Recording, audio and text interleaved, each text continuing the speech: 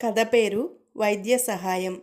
ఒకనాడు పాపన్న ఏదో పని మీద వీధి వెంబడి పోతుండగా ఒక ఇంటి ముందు నిలబడి ఉన్న చిన్నపిల్ల, అయ్యా, ఒక చిన్న సహాయం చేస్తారా అని అడిగింది. తప్పకుండా చేస్తానమ్మా, ఏం కావాలి అని పరోపకారి పాపన్న ఆ పిల్లను అడిగాడు. అరుగు మీద ఆ పిల్ల తల్లి పడుకొని ఉన్నది. ఆమెకు జ్వరం, కాళ్ళు నిస్సత్తువుగా ఉండడం చేత లేచి లోపలికి వెళ్ళలేని స్థితిలో ఉంది. ఎవరైనా సహాయం పట్టి ఆమెను లోపలికి చేర్చాలి.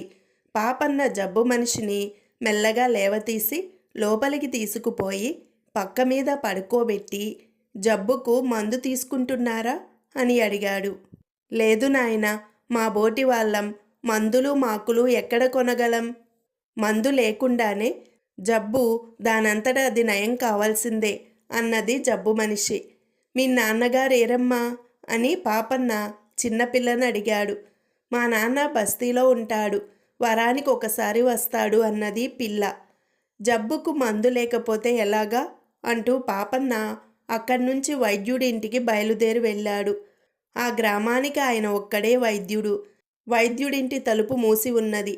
పాపన్న తలుపు తట్టిన మీదట కుర్రవాడొకడు తలుపు తెరిచి ఏం కావాలి అని అడిగాడు.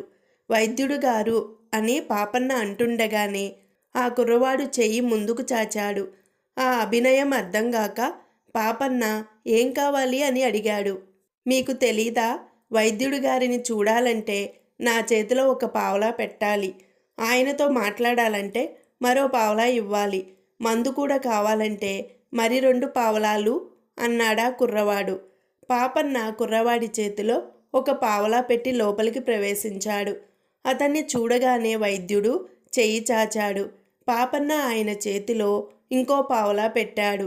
పాపన్న చెప్పిందంతా విని వైద్యుడు, నేను వచ్చి రోగిని చూడాలంటే 8 పావలాలు ఇవ్వవలసి ఉంటుంది అన్నాడు. వైద్యుడికి 2 రూపాయలిచ్చి పాపన్న ఆయనను వెంటబెట్టుకొని జబ్బు మనిషి దగ్గరికి తీసుకువచ్చాడు. వైద్యుడు రోగిని పరీక్షించి ఆమెకి ఏదో భస్మము, కషాయపు దినుసులు, పైపూత ఇచ్చి వాటికన్నింటికీ డబ్బు పుచ్చుకొని పద్యపానాలు చెప్పి వెళ్ళిపోయాడు. జబ్బు మనిషి పాపన్నతో, జబ్బు నయం కాక అలాగే ఉంటుందా నాయనా? డబ్బు గల వాళ్ళు తప్ప ఈ వైద్యుణ్ణి భరించలేరు. ఆ సంగతి ఊళ్ళో అందరికీ తెలుసు. ఎందుకు వృధాగా డబ్బు ఖర్చు చేసుకుంటావు అన్నది. అదేమిటమ్మా, జబ్బుకు మందు పడి తీరాలి, అయ్యే ఖర్చేదో నేనిచ్చుకుంటానులే అని పాపన్న తాను దగ్గరే ఉండి కషాయం తయారు చేయించి రోగి చేత తాగించి ఆ పని పూర్తయినాక తన ఇంటికి వెళ్ళిపోయాడు. తర్వాత పాపన్న తన భార్య మీనాక్షిని తీసుకువచ్చి రోగికి శుశ్రూష చేయడానికి ఏర్పాటు చేశాడు. మళ్ళీ 2 సార్లు వచ్చి రోగిని చూసిన వైద్యుడు పాపన్న, అతని భార్య రోగిని గురించి తీసుకునే శ్రద్ధను చూసి, నీకు ఈ రోగికి ఏమిటి సంబంధం అని అడిగాడు. ఆవిడ మనిషి, నేను మనిషిని, అంతకు మించి సంబంధమేమీ లేదు అన్నాడు పాపన్న. పాపన్న, అతని భార్య అమాయకులని, వాళ్ళు ఊళ్ళో వాళ్ళ కోసం తమ డబ్బంతా అలాగే తగలేసుకుంటారని వైద్యుడు అనుకున్నాడు. 4 రోజులలో రోగికి వ్యాధి నిమ్మలించింది.